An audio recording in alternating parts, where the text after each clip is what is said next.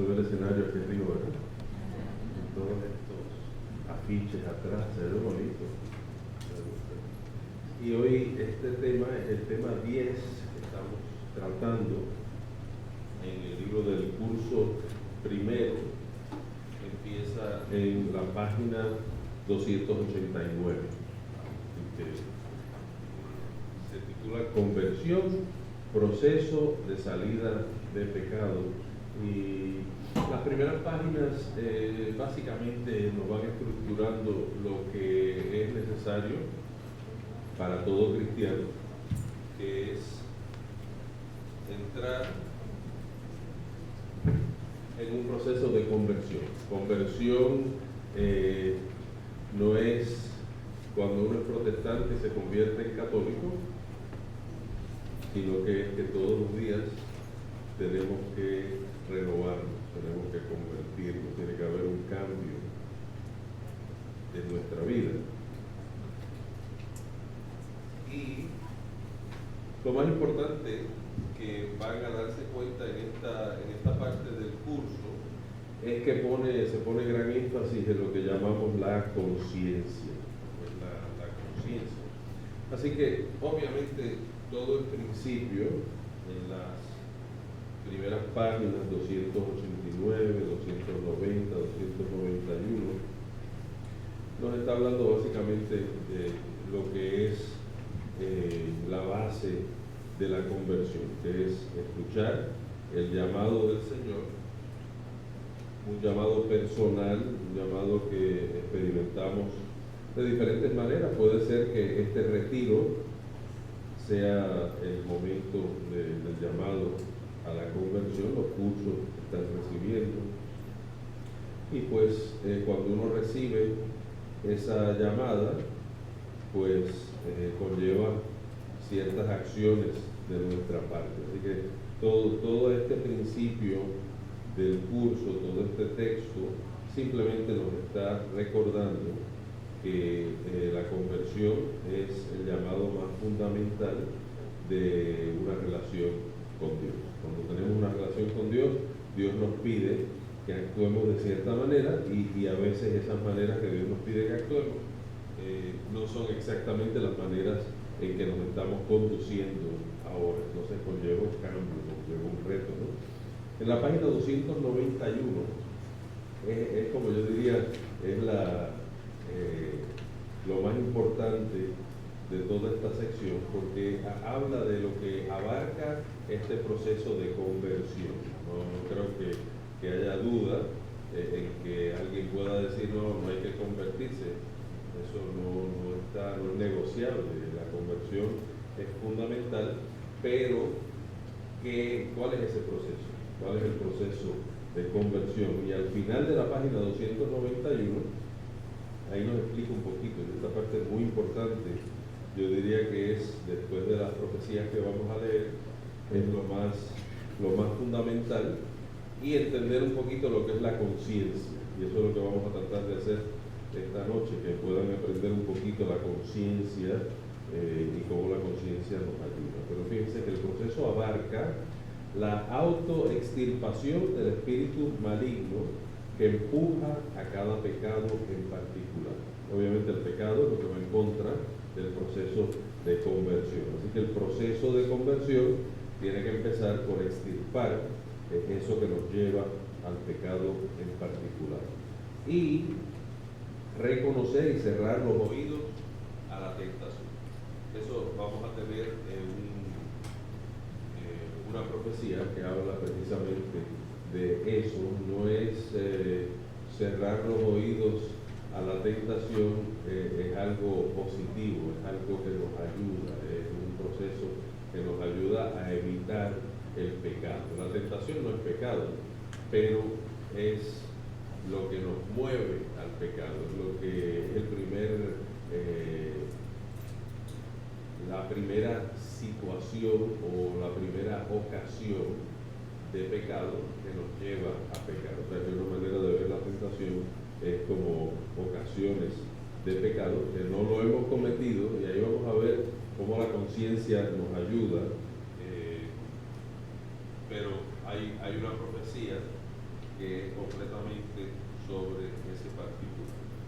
Entonces vemos que eliminar los siguientes espíritus malignos, y cada uno de estos espíritus malignos tienen una conexión con el tema, especialmente de la conciencia, pero esto sí hay que evitar. Fíjense, no queremos evitar el reconocer y cerrar los oídos a la tentación, eso es parte del proceso. Pero ahora, ¿qué es lo que hay que eliminar? Vemos estos espíritus, que es una lista bastante exhaustiva. El espíritu que impide tomar conciencia del pecado, o sea que no podemos ver el pecado, porque pensamos que algo no es pecado. Espíritu adormecedor de rectitud de conciencia. Fíjense cómo la conciencia vamos a mencionarla varias veces. O sea que San Pablo habla no solo de una conciencia dormida, sino habla también que hay la posibilidad de una conciencia muerta, que ya no ve lo malo como malo, y a veces inclusive puede hasta ver lo malo como bueno. Espíritu de desvergüenza del pecado, eso hay que eliminarlo, ¿no? El espíritu de desvergüenza, donde básicamente nada nos molesta. Vivimos en una sociedad que, si estamos con los ojos abiertos, pues hay mucha gente que vive con desvergüenza, no le crea ningún problema mostrarse de ciertas maneras que debiera dar vergüenza, pero ese espíritu de desvergüenza los mantiene en esa situación.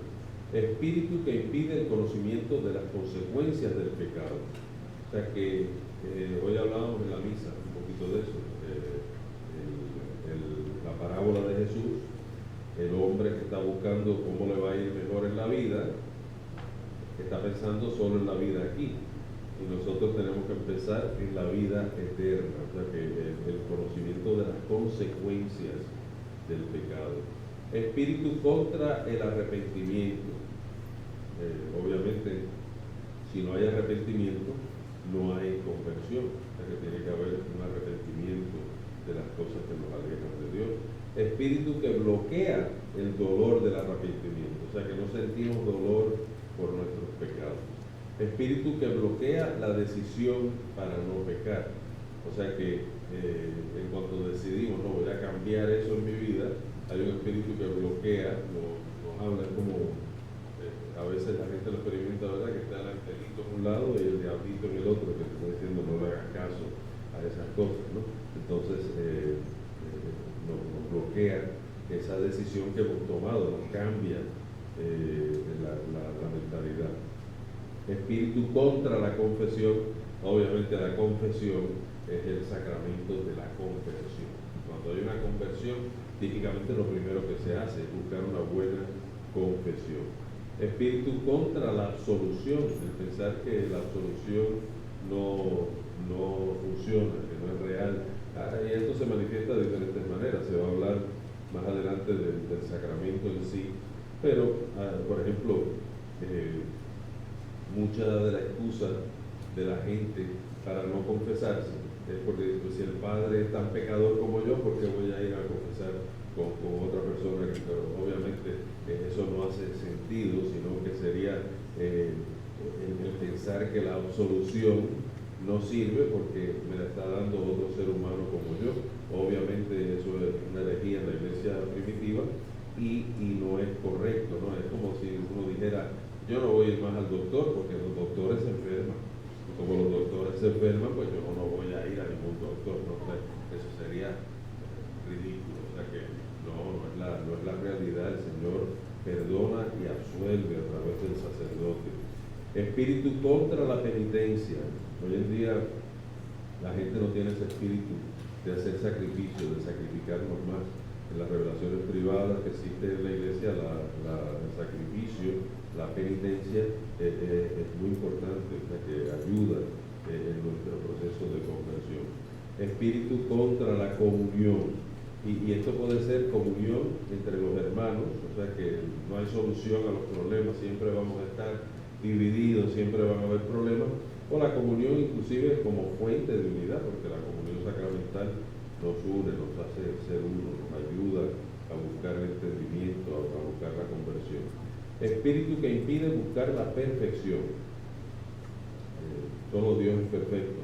Y sin embargo, sean perfectos como nuestro Padre Celestial es perfecto, es una de las llamadas del Evangelio. Espíritu de fragilidad espiritual, o sea que tenemos que combatir eso como que no tengo una solución para ese problema. Vamos a verlo en la conciencia. Hay un tipo de conciencia que se llama la conciencia perpleja, que esa es la conciencia que pensamos que no importa lo que haga, siempre voy a estar mal, siempre va a ser pecado, que no es verdad, una conciencia errónea. Ahorita se las explico un poquito más. Espíritu de contaminación de virtudes con pecado, ¿no? Que no tenemos salida. La conversión, de hecho, es una de las cosas que nos separa de nuestros hermanos protestantes, porque en la típica teología protestante el ser humano está tan corrupto hasta la raíz que no podemos hacer nada bien. Todo lo tenemos que hacer a través de Jesucristo. Obviamente la conversión sería imposible si estamos corruptos de raíz. La conversión es una prueba que no, que siempre hay una apertura al bien, a lo que tenemos que hacer. Espíritu que impide liberarse del pecado. Hay que soltar ese también, o sea que podemos liberarnos. Espíritu que impide huir del pecado, similar a eso, ¿no? O sea que esa parte es muy importante porque son las cosas que tenemos que rechazar. Y entonces vemos que hay ciertas pautas aquí, estos 15 números también nos ayudan a entender un poquito lo que es el renunciar a estos espíritus. Satanás y los espíritus malignos atan al hombre, impidiendo que realice las virtudes propias de su naturaleza humana, creada para lograr la perfección, y bloquean además la ayuda que el Espíritu Santo le concede al hombre a través de dones y carismas para lograr la santificación. Las ataduras demoníacas impiden la salud espiritual del hombre e impiden la relación amorosa del hombre con Dios, que es indispensable para llevar a cabo una vida plena. Impiden que el hombre se ame a sí mismo. Muchas veces la falta de amor al prójimo está conectada con la falta de amor personal. Sentimos que no somos dignos de ser amados. Entonces, como no somos dignos de ser amados, no queremos darle amor a nadie, ¿no? Entonces impiden esa realidad que uno tiene que amarse a sí mismo, que considerar la santidad de su propia vida. Impiden que el hombre realice correctamente la misión que Dios le encomienda. Impiden las relaciones interpersonales de verdadero amor fraterno. Impiden las buenas relaciones conyugales y familiares. Estas batallas a veces no son entre personas, sino que son estas fuerzas malas que son las que se meten en medio de una buena relación, o sea, con su cónyuge, con sus amigos, con su familia, etc. Impiden la santificación del sexo, vivir la pureza, la virginidad, la castidad y la continencia, el saber que de acuerdo a mi estado de vida tengo la posibilidad de vivir en pureza, vivir una vida que respeta la realidad del sexo.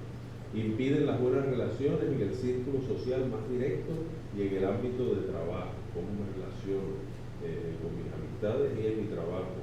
Impiden el uso correcto del dinero y de los bienes materiales. Muchas veces el dinero afecta la manera que gastamos el dinero, la manera que utilizamos el dinero, afecta ciertamente cómo estamos viviendo lo que Dios nos pide. Impiden la justicia social, la conservación del planeta, el cuidado de la naturaleza.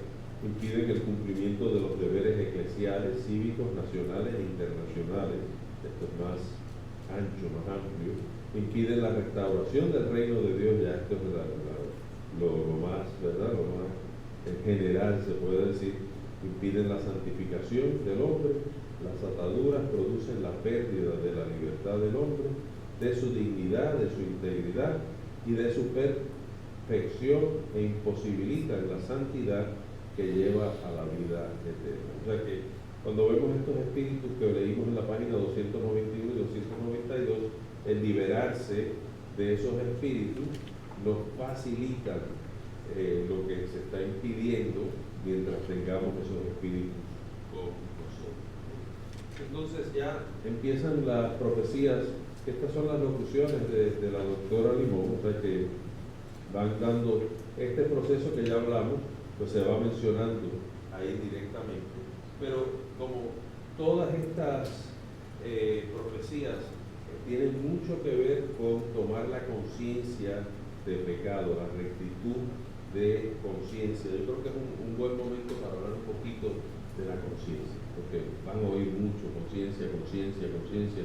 ¿Y qué es la conciencia? ¿Han oído alguna vez a alguien que le hicieron una autopsia y le encontraron la conciencia?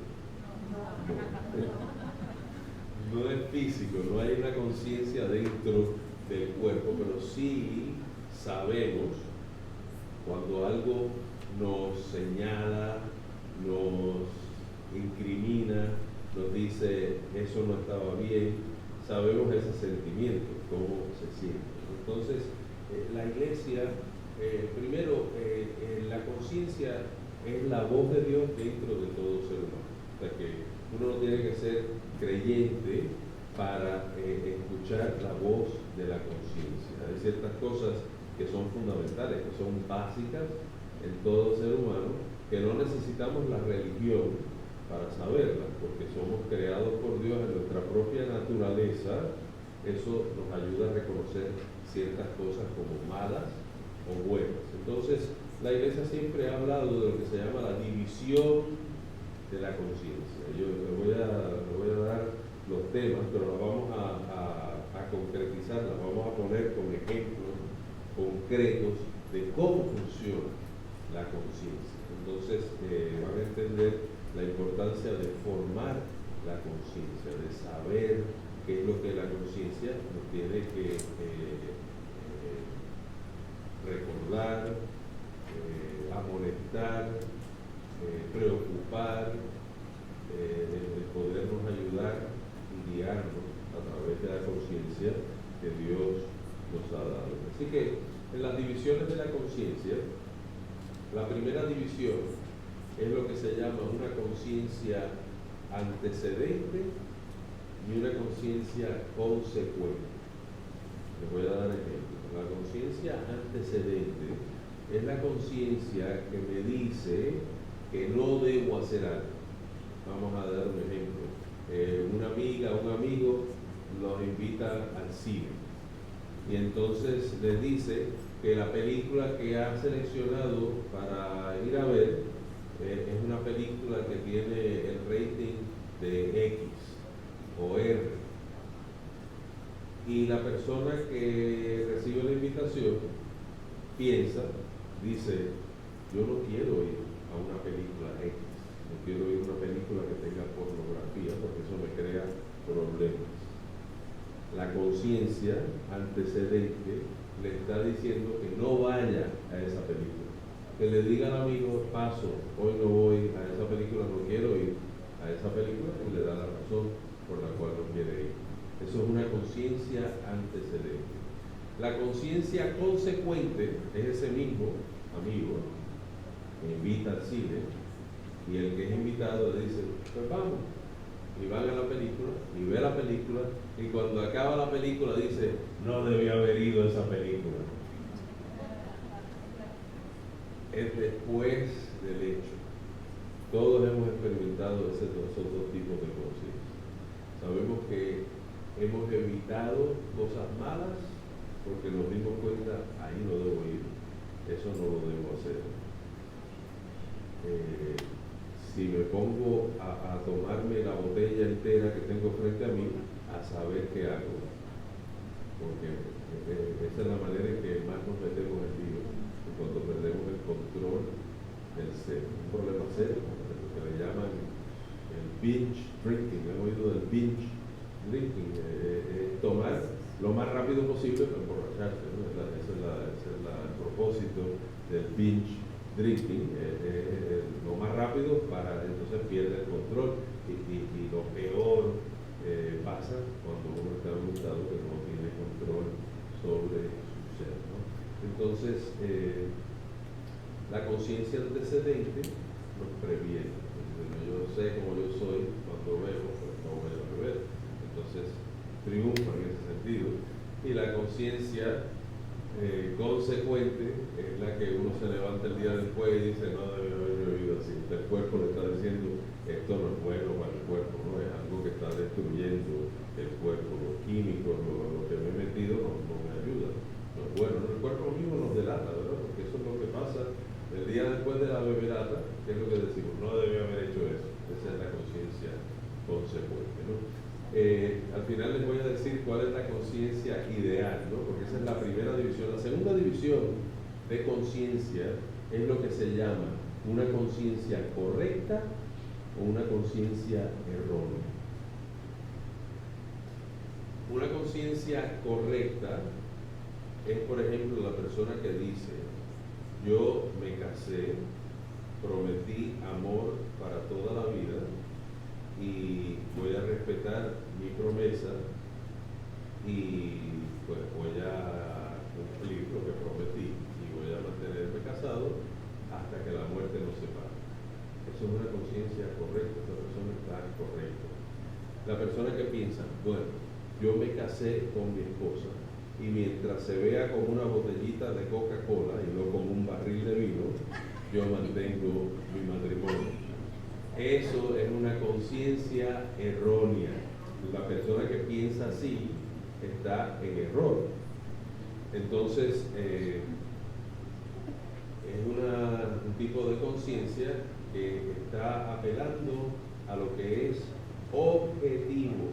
Hay ciertas cosas que objetivamente son buenas y hay ciertas cosas que objetivamente son malas. Entonces no hay cómo yo me siento, cómo yo pienso, no.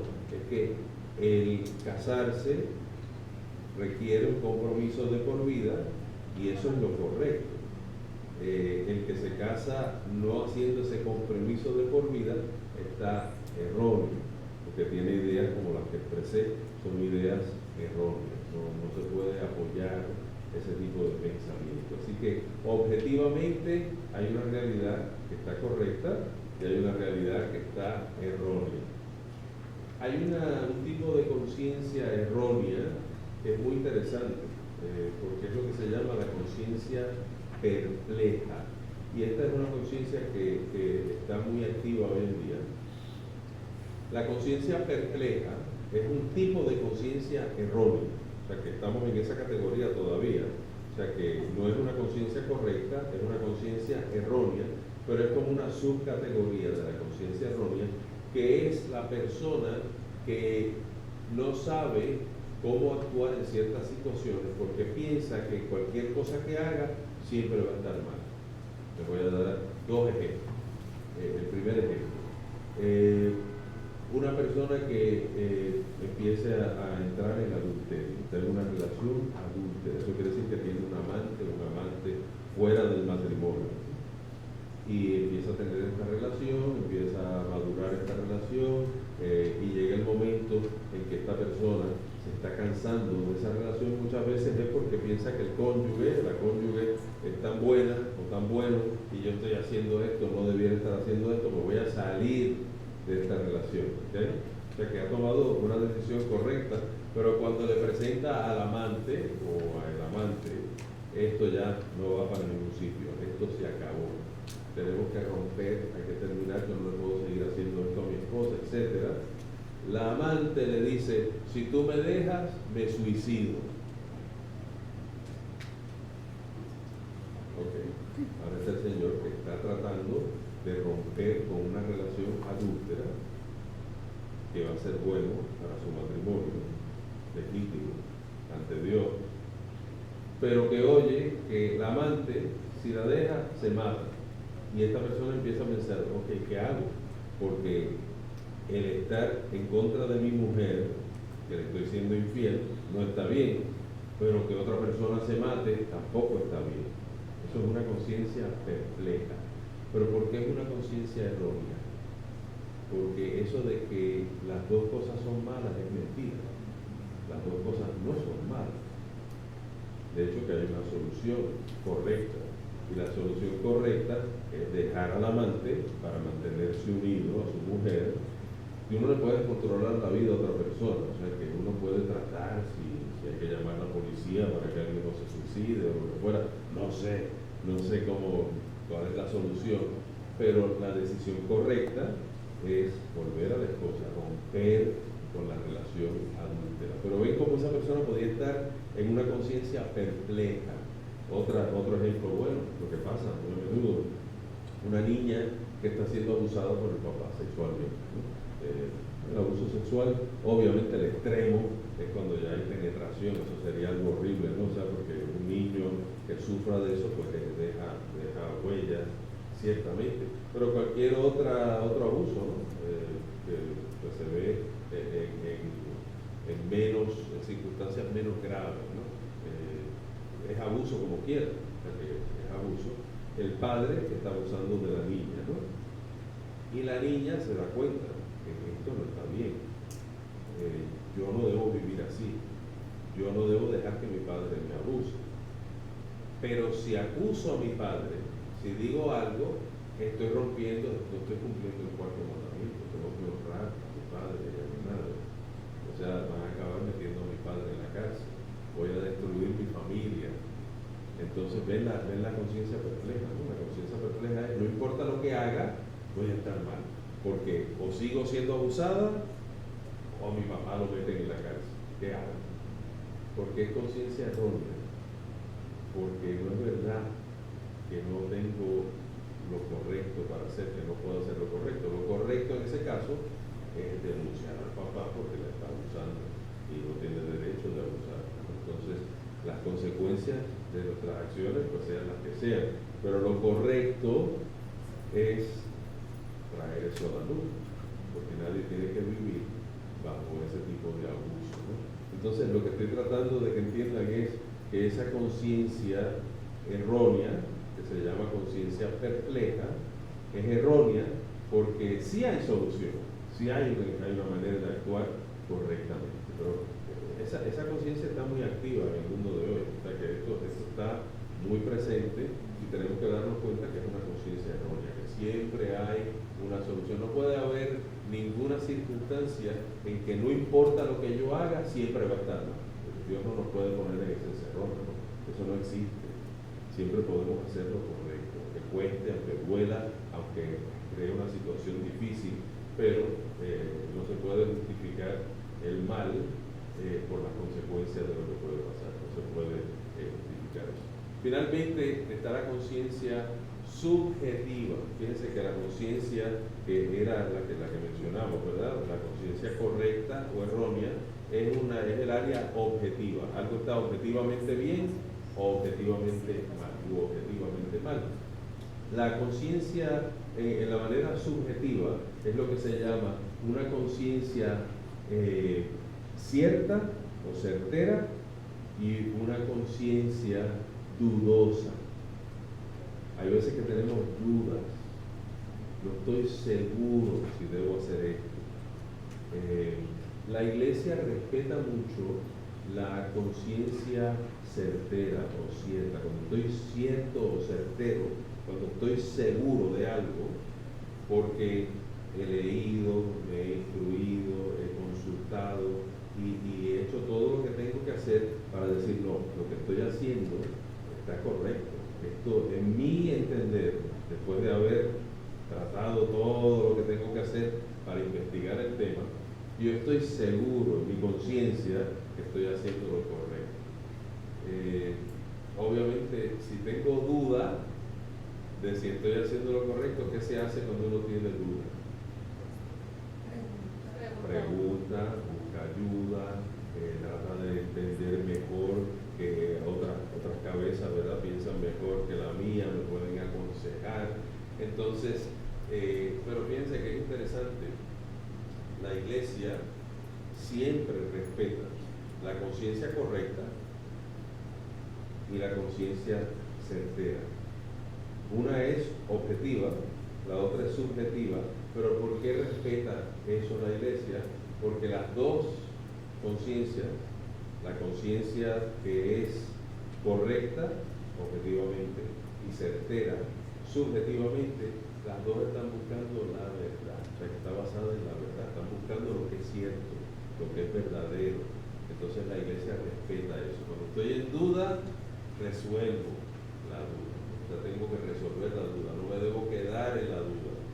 Entonces, esas ideas nos ayudan un poquito. ¿Cuál es la conciencia ideal? Obviamente la conciencia ideal es una conciencia antecedente que me previene del pecado. Estos temas que trata la doctora en sus locuciones, en sus profecías, cubren esas ideas. Por eso se las estoy dando, porque cubren la idea de que debo prevenir el pecado. Esa es la conciencia antecedente. Es mejor que la consecuente, pero la consecuente es buena, porque muchas veces es importante que se me señale, que se me diga eso está mal, que yo en mi conciencia diga obré mal y aceptarlo. Hoy en día nadie acepta los errores que comete. Todo el mundo excusa sus errores, todo el mundo pelea como si estuvieran bien. Entonces es un problema, porque quiere decir que la conciencia consecuente, después de lo que hice, no me está acusando. Y la conciencia tiene un papel de acusarnos. Es importante que nos acuse. Es mejor que no me acuse y que no lo haga antes de que pude haber entrado en algo que no era correcto. O sea que obviamente una conciencia antecedente, correcta y certera es la conciencia ideal. Pero si se fijan, la conciencia es una ayuda, nos va ayudando, como sea que sea, tarde, temprano, más tarde, lo que fuera, no importa en cierta manera, nos previene muchas cosas malas, pero es importante mantener esa conciencia viva, no una conciencia muerta. Así que esto es lo que están viendo con lo que vamos a hablar ahora, y piensen en esas divisiones, así se llama oficialmente en la teología de la Iglesia, son las divisiones de la conciencia. No es que la conciencia está toda dividida, sino que nos ayuda a ver las divisiones para entender lo que es la conciencia, porque la conciencia, como ya les dije, no es una parte del cuerpo que la van a encontrar en una autopsia, pero es una realidad que Dios ha puesto dentro de nosotros, que está ahí, que está presente, y es importante actuar de acuerdo a nuestra conciencia, ¿no? Así que vamos a ver las profecías un poquito para que ahora puedan tratar de poner estos temas dentro de las profecías y van a ver cómo funciona, ¿verdad? La conciencia, si es palabra de lo que el Señor está revelando, pues obviamente lo va a contradecir lo que nos enseña nuestra Madre en la Iglesia. Que veamos un poquito estas profecías. Empezamos en la página 293 y este es el primer tema y el proceso, ¿verdad? Cerrar los oídos a la tentación. Dice así: quiero que tú sepas